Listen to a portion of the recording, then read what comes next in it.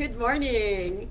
Good morning. Good morning. How wonderful to be sitting yet again in the sanctuary of the West Valley Center for Spiritual Living. I'm Reverend Karen Rice, and I'm so happy to see you, to be knowing in my heart that we are absolutely connected, whether you are watching this live or you are accessing this after it's been recorded and posted on the website. It doesn't matter, because right now, in this very moment, I'm simply feeling the presence of God and recognizing that divine union, that way in which nothing can stand between ourselves and our good. And on this beautiful Sunday morning, that good is this broadcast. So I give thanks for that. I feel that bubbling up within me as this just joyous gratitude. I release it knowing it is well done, and so it is.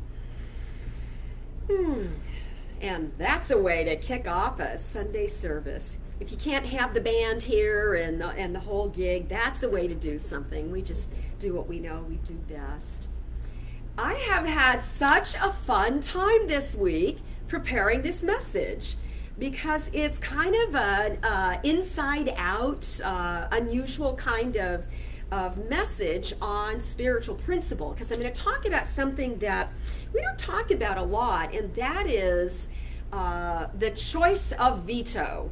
As spiritual beings on a very human path, sometimes it's important to know how to use no in order to get to yes. So that's not something we talk about often.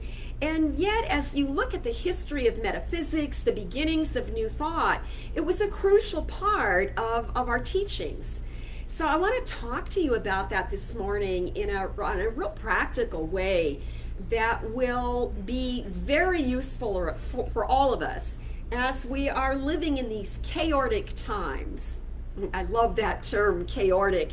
Chaotic is that idea that there's chaos everywhere around us, but that chaos indeed is bringing us to a new order, a new sense of order. Things are being restructured in the way that we live. So it's a big cultural change in sort of every way imaginable, and then some.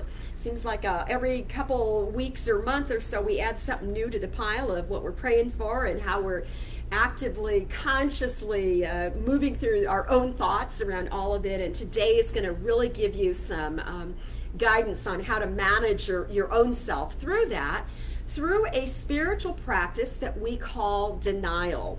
So denial is more than just not a river in Egypt. We're not talking, when we look at the metaphysical understanding of what denial or negation is, when we use it in a positive way to get to yes, it's more than not making a big deal out of the problems in your life. So I think that in New Thought, we sometimes are attracted to it for that essence of positive thinking that is emphasized all the time. And there are many of us that are really good positive thinkers. Some of us are such good positive thinkers, and we've trained ourselves so well that we try and correct everybody else's language and tell everybody else what to think. But the truth is, it's a really personal journey, because we're talking about our own relationship with an indwelling presence that then becomes this great gift of how we can maneuver through our own life, and in these chaotic times, or just when our life looks a little chaotic, even within our family structures or our finances or our health, whatever, it doesn't matter what it is. So the talk title, Choice of Veto, the choice of veto is a gorgeous term that I took from a book I'm reading. I'm reading this book by Piero Ferrucci. It's sort of a leadership book, Finding Strength in Critical Times. And I do believe that ministers, I talk to my colleagues on a regular basis, and these are interesting times for those in the position of spiritual leadership. So I was drawn to this book, and I found this term, and it really turns me on, the choice of veto, because we're talking about choosing something. So let me talk to you about the way in which metaphysical techniques of negation or denial, how that works and how we define that. So what we're speaking about are those times in our life where things feel confusing, or we're moving through some kind of a difficult transition in our own life. And though we know these are transformational opportunities, they can be tricky to maneuver. And so there's a way in which, when we are carrying a heavy load, that we sometimes forget the immediacy of the divine wisdom, or the way that the presence of love always exists at the core of our being, or the essence of peace. So we pause and we return to a deeper truth, a spiritual truth, and the denial is the way that we deny anything that seems to be blocking our awareness, standing in the way as maybe even an obstruction that's keeping us from our good, that's keeping us from remembering or understanding that right where we are, God is. So it's anything that is negating or blocking our perception of truth, we negate. And we do that in a very conscious way of saying, no, I don't accept that that's possible, because I know there's a power for good in the universe that's greater than any obstacle could be. So I can honor where I'm at, especially if you're grieving, if you've experienced a loss. You honor that. You don't pretend that's not there. And you look for people that will love you through those difficult times. But we can still do our spiritual work around all the other things. So again, not denying facts. We don't deny facts. We're denying that there could be anything that's blocking us from the wisdom of God in our own life and our own experience. Dr. Ernest Holmes, who is the founder of this teaching, religious science, a great contributor to New Thought, had his own definition of denial, and we can find it in the back of our Science of Mind textbook, where he has all these delicious definitions. He says that denial is a spiritual tool to declare or realize that negative conditions need not be. And that's what I want to speak to, is the way that denial can be used as a spiritual tool. Listen to this, however. This gets even meatier. He says denial is a way to clear the way for a realization of truth, or, and here's my favorite part, I've been playing with this all week. This was very exciting to stumble upon. Denial wipes out wrong reasoning. It dredges the mental canals. Oh boy, that sentence right there, those two ideas, the fact that when we practice denial or negating the thoughts that we don't want in there, we're giving them their eviction notice, you might say, we're wiping out wrong reasoning. And I want you to hear that, because what that reminds me is that I am always reasoning something in my mind, so are you. And sometimes it's wrong reasoning. So it's easy to understand that if you've ever taken a class in psychology, even an intro class, they teach us the defense mechanisms, the way it's absolutely human to have defense mechanisms and the way that we use them in our own lives. And so we rationalize, that's one of them. We defend our opinions or our ideas, and it's human nature for us to do those things. But we can reason on those rationalizations in order to try and prove something that we think we believe, which, by the way, is what researchers tell us the brain does on a regular basis, is that the belief happens first, and then your brain is constantly trying to validate whatever that is so that you can then have it reinforced as a truth for you. And sometimes what we're reinforcing is not for our highest and best interest. So Holmes is saying here that the spiritual act of denying is, Julie, it looks like it wants to do a scan. Would you come tell it not to scan while Reverend Karen is speaking, please? And I'm going to keep talking while she's dredging the channels here for us.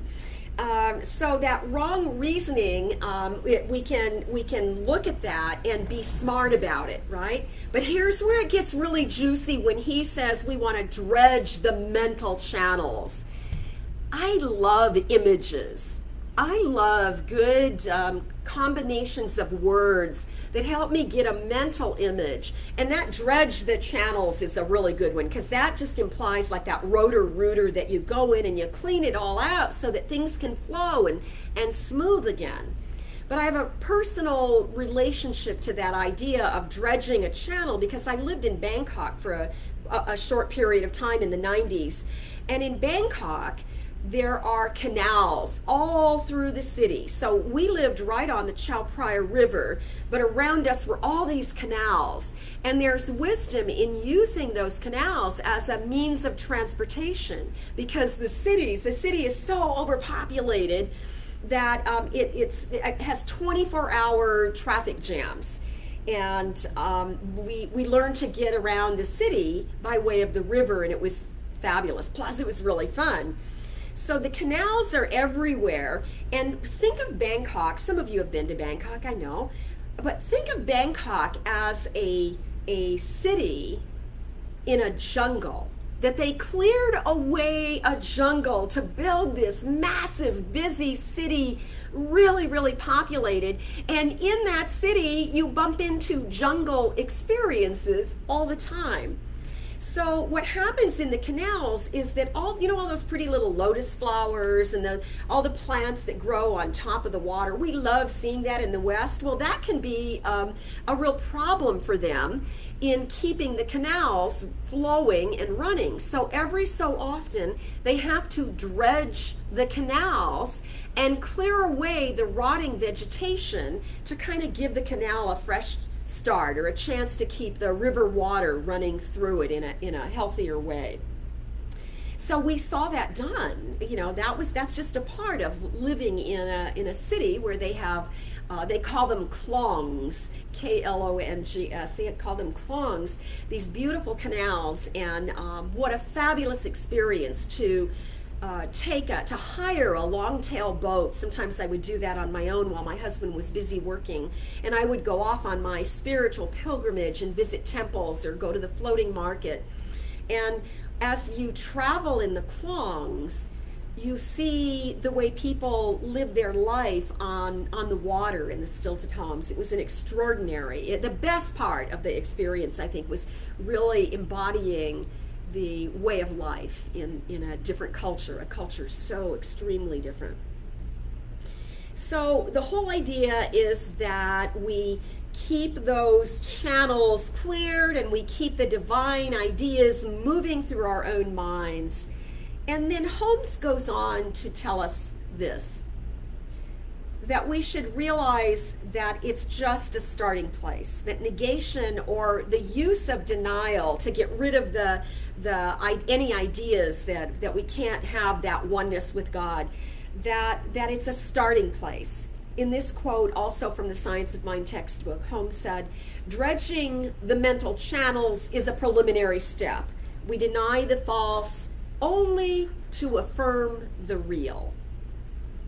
I want to talk more about that in a minute, but I think I also would like to tell you that the word veto is a fascinating word. So our founding fathers wrote it into the Constitution, but they stole the word from the Brits across the pond, because everybody came from there in the early days, and they put the idea of veto into the Constitution. Listen to this. As a revisionary power. Now, let go of any ideas around the Constitution or politics. What I'm talking about is using this idea of veto as a revisionary power in our own life so that we can revision, so that we can reimagine what's possible. If we can find a way to interrupt or to eliminate the negative thought patterns, or better than that, listen to the way Holmes would say it, to eliminate the negative tendency of thought. Because, see, it's not a single thought that gets us in trouble. It starts with a single thought, there's no question. But again and again, he indicates to us it is the tendency of all of your thoughts together, because your tendency of thought is revealing what you really believe. And what we know and what we teach, you can even say what we preach, because we try not to preach, but come on, this is a preachy thing.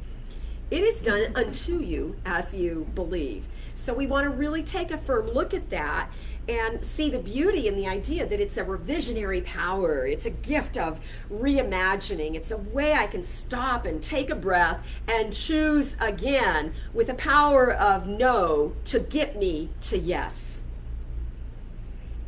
The Latin meaning of veto, this is also stunning, literally translates to I forbid.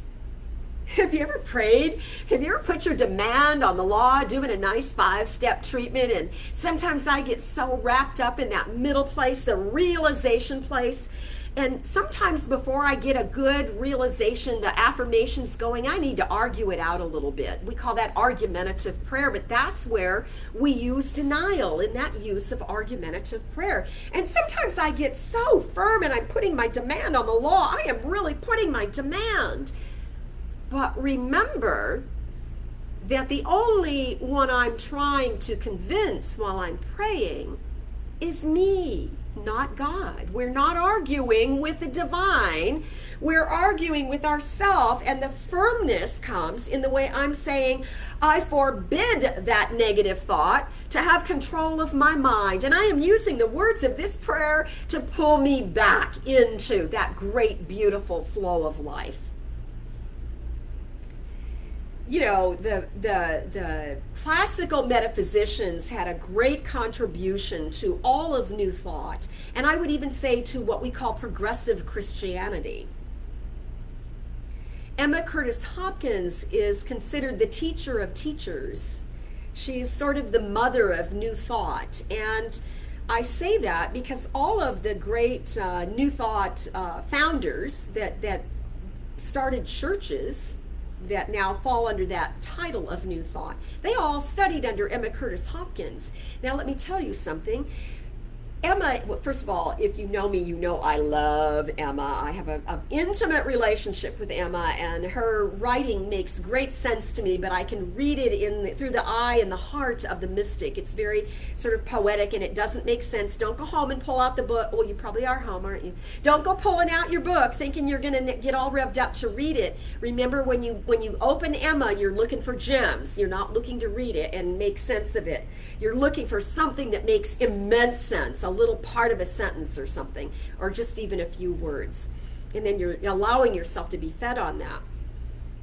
Emma had a very distinct way that she put together her understanding of what came to be called New Thought. And she had 12 lessons. And the 12 lessons never, ever changed. They were always, no matter what book you pick up of Emma's, you will find the 12 lessons in that book. And it may take you a minute to figure it out, but she will make reference to it eventually. So the lessons are exactly the same. And the very first lesson that Emma always taught was that God is good and good is God. She would even go as far as to suggest that if you have trouble with the idea of God, if that doesn't work for you, then add an extra O and just talk about good. Because if you can understand that as a part of the infinite intelligence that has created all of life, this universe, that's enough. That's all you need. And so again and again in that first chapter of high mysticism or scientific Christian mental practices, it doesn't matter what book, she speaks to us in that way that she's demanding we understand my God is good. And as much as I want my good wants me. There is a good in the universe and I ought to have it. So those phrases, if you know me, are probably familiar to you because I repeat them with great frequency. That's the first lesson. But you know what most people don't realize is the second lesson Emma teaches in every time she presents the lessons. The second lesson is denial. The third is affirmation. You work your way to affirmation, but you do not get to learn affirmation until you practice denial. And here's her premise. If I know that God is my good, and I ought to have the good that I desire, and it wants me as much as I want it, then I also need to know that nothing can stand between me and my good.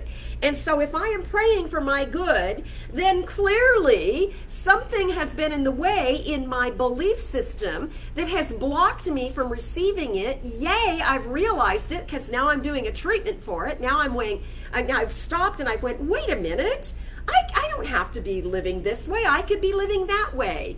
You know, I don't have to wish I had a better flow of income. I can have a better flow of income. So I need to look at what's blocking me, and I need to use the practice of denial to realize it cannot possibly be an entity. It cannot possibly be another human being that's blocking me from my good. It can only be something that is clogging the mental channels of my own thinking, and therefore the denial process clears the way so that I can now get to that process of affirmation. Gorgeous, important lesson that we sort of skip through and we don't give enough attention to. So when we are told to reason this out, look at how beautiful and how concrete the reasoning allows us to do what we call critical thinking, right? We're really analyzing and acknowledging and being accountable for the way that we think our own thoughts, and to know that we can change our mind, and that if there appears to be an obstacle, we say no to the obstacle in order to say yes to our desires, yes to our good. Nothing can separate us from God. And this is the first step we use to get there.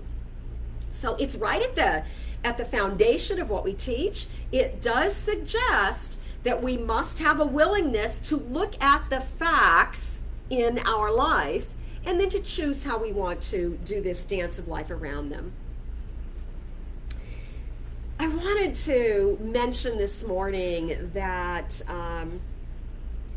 it is a difficult time for spiritual leaders and for ministers, and I follow a lot of different, I listen to podcasts, and I listen to ministers from around the country that are not just religious science or new thought ministers, but very traditional ministers.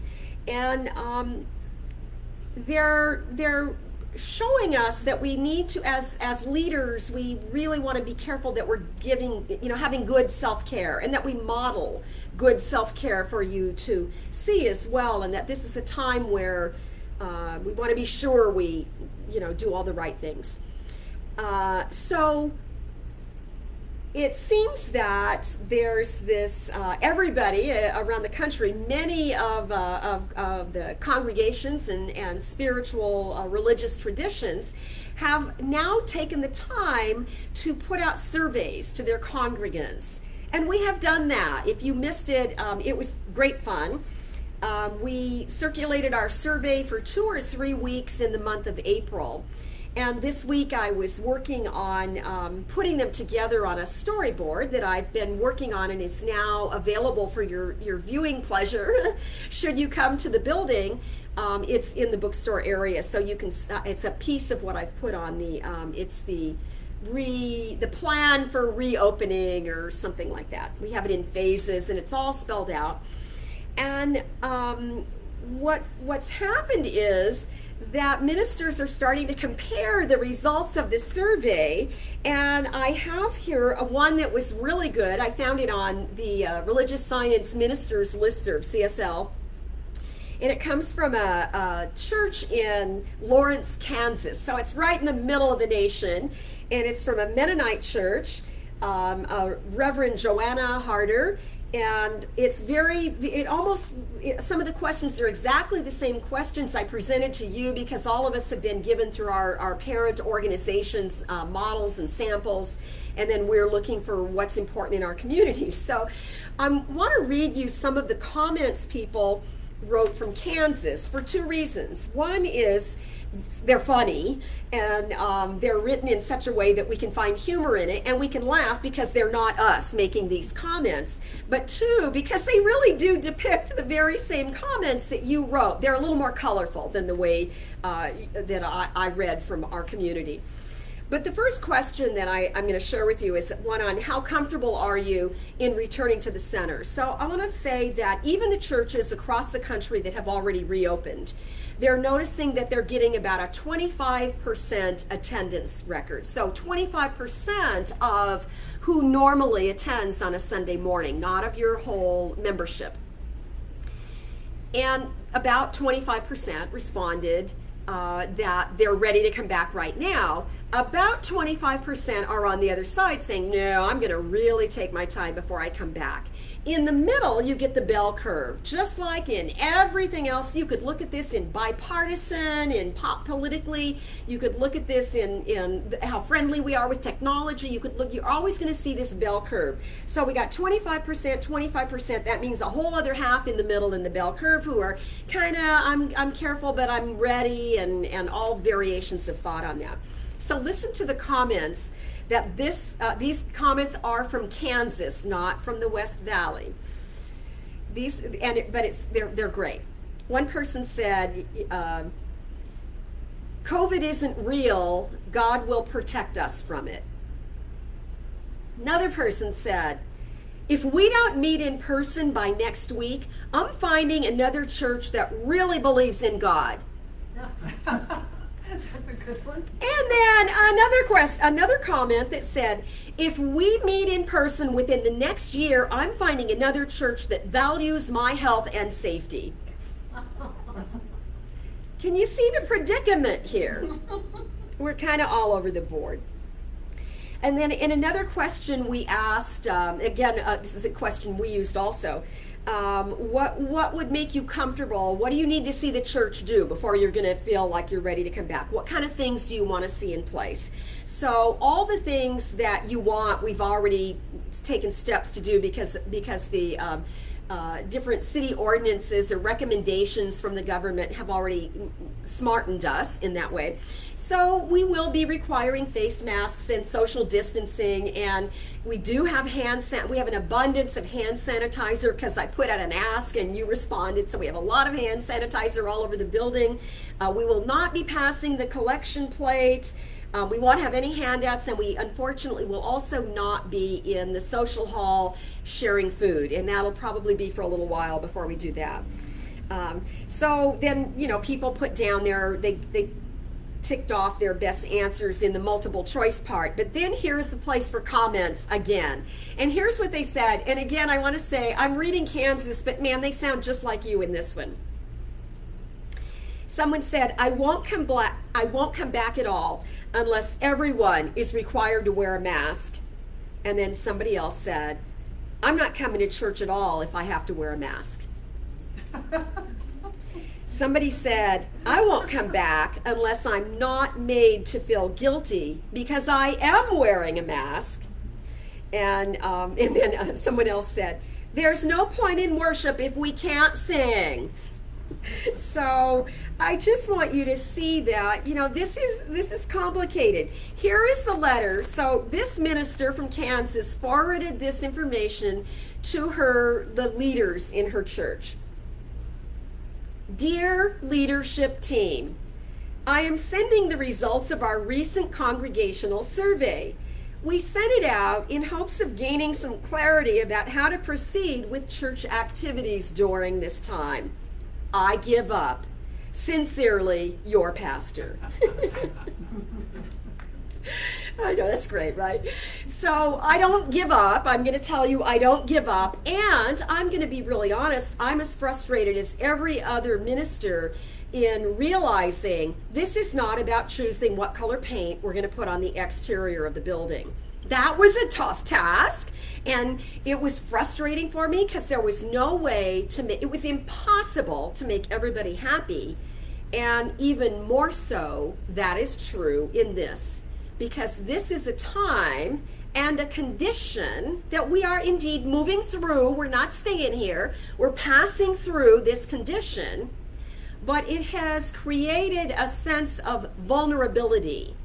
And whether you recognize that or not in your life, I would say to you, you are experiencing it. I cannot tell you how many people, just about everyone, including in my personal life, not related to church at all, how many people I have spoken with who feel that they're confident in their safety, and yet these, whatever it seems to be your most vulnerable concern in life on a daily basis, whether that's your family, your health, your finances, the politics of all the stuff going on in the government, whatever your weakest thing was already is now exacerbated. That's a great psychological word, meaning, more than exaggerated. This has now grown, and we're not aware of it. So I can see not always, sometimes I get that I'm a little grumpier with you than I care to be. And you are too, right? We are all, for many people, it really feels life or death, or it has been that in our personal experiences. So this is a dilemma for spiritual leaders. What I would ask is that you do the right thing for you. I think that's the most important part of the message today. Do what's right for you. First, I would love for you to trust that your leadership team, that I as your minister, as the senior minister of this community, I am doing this very cautiously, as they are saying, with an abundance of caution. I want you to know I am being very cautious about this. And I am looking for ways to make the highest and the best decisions that do not violate any of the ordinances, and yet will continue, help us to feed this community and help us to get back in a place where we can gather again. But I'm being, and your board of trustees and your ecclesiastical team, we are all being very cautious and prayerful. Above everything else, I want you to know that we do not take this lightly. So please at least trust that. Just trust that, and you'll be okay. And then remember that this philosophy, as I said at the top of the message, we're based on the teachings of Jesus, and we know that what you believe is your reality. And so it is done unto us as we believe. So if you are really hypersensitive to how safe you are, I think that tells us that maybe you're not ready to go out, and maybe that's okay. You don't have to rationalize. You don't have to defend your opinions and why, because what's happened is we're all arguing over facts, but we're all getting our facts from different places. So they aren't the same facts that we're trying to, prove to each other that our view is right. It's just another thing. Emma Curtis Hopkins had this gorgeous statement in Scientific Christian Mental Practices. I'm actually going to close with a reading from her.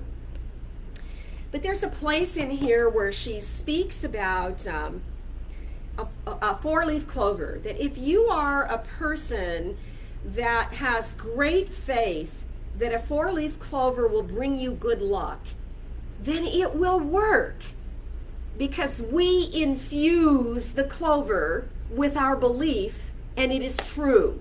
It will reflect back to us what we believe.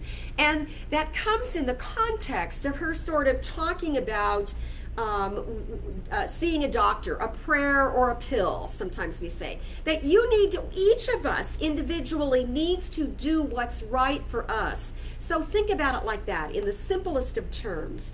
But I want to leave you with a powerful exercise, a little homework exercise. You don't even need to pull out a pencil. You will remember this.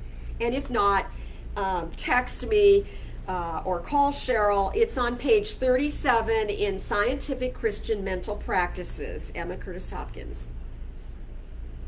In the chapter on denials, Emma gives us this suggestion. Sit down every day at a certain time, and write down on paper what is your idea of good. Remember, this is a synonym for God. What is your idea of good? Write the highest ideas of good that you can think of. And you will find that if you do this every day, such a practice will pin you down to truth. And it is in truth that there is power. All the sacred books of the earth tell that God is truth and that truth is God. So I will close this morning by just saying, keep the truth flowing through those gorgeous mental channels so we can recognize our oneness with good, with God, and with life. So take a breath. And as we sit in this quieter atmosphere now, we have a moment to just reflect upon everything that has been spoken. Every idea, every suggestion, every turnaround in that beautiful way that this whole idea of using no to get to yes is a divine turnaround. We just turn within and keenly become aware of the presence of God, the indwelling presence, that secret place of the Most High. I feel the love of God within me. And so I know in this moment that love, that indwelling presence of God is that activity of life. It is that divine movement that is in a rhythm of breath that is absolutely perfect. It is the same way that this universe rotates the planets in perfect order, that this earth spins on its axis in a perfectly orderly fashion that sustains life. And that we as individuals are born into humanity. We are a part of a soul, the part of the soul of this planet, and that we too are breathed and inspired by the breath of God, the breath of life, the movement and the activity of the infinite intelligence of all the universe. And so in this beautiful day where we rise above appearances, where we recognize again that we do have this ability to heal the sick and to raise the dead and to cast out demons, we know that we do those things by not recognizing death, by not recognizing illness, and by affirming sanity and wholeness and completeness, knowing that life is eternal, knowing that everything in our physical being desires to express the fullest and the most vibrant health. And so as we clear the dredge, we dredge the channels and we clear the gunk out of the canals of our own thinking, we allow the thinking of God, the divine ideas of life to permeate our minds, to illuminate the paths of our thoughts so that the atmosphere of our thought is now a blessing. We are lifted above the race consciousness, the general consensus of humanity. We rise above that and we live our lives at 51%. So that we no longer are the ends, but we are right there, hunkered down and centered in the divine truth. I feel something stirring within me, and I know it is a healing that is going on, and we do not stop that. We get out of the way, we remove every obstruction, we clear our minds, and we realize that life at this vibrant, vital level is possible. That our good cannot be withheld from us except within our own thinking. And so this day we are cleansed, we are healed, we rise in truth, we rise in this gorgeous song of life. And we say, thank you, God.